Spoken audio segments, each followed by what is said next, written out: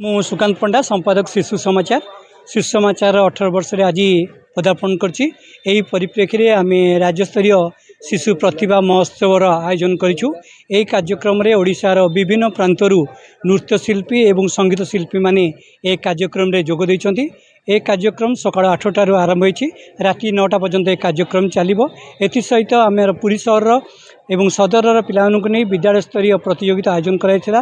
से प्रतियोगितार कृति प्रतियोगी मानक मध्य पुरस्कृत करा जिवो।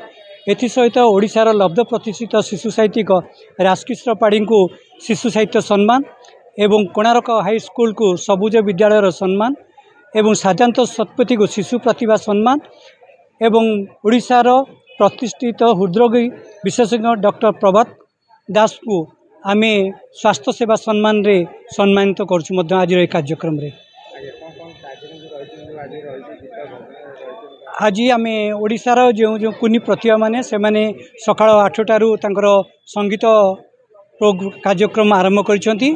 ए कार्यक्रम आमर 11:30 पर्यंत चलिबो। तापरे आमर एक साधारण सभा करा जिवो। सेतले वरिष्ठ व्यक्तित्व मानकू एवं शिशु मानकू संबर्धित करा जिबा सहित तापरे नृत्य कार्यक्रम आरंभ होबो। नृत्य कार्यक्रम संध्या 7टा पर्यंत चलिबो। तापरे पुरस्कार प्रदान उत्सव आमर सकाळ 8 कार्यक्रम आरंभ होइछि, राति 9 पर्यंत ए कार्यक्रम चालू रहइबो। पिला मन को आमे प्रतिभा सम्मान देबू। एथि सहित विभिन्न क्षेत्र में कृतित्व अर्जन करथिबा शिशु मानकू सर्टिफिकेट प्रमाण पत्र सब प्रदान कर।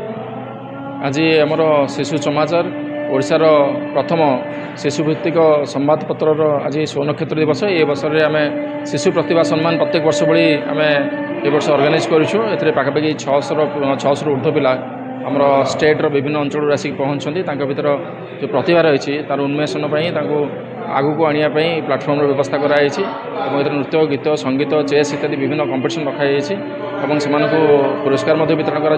सहित विशेष भाव में शिशु प्रतिभा मानू एवं शिशु साहित्य को सम्मानित करा।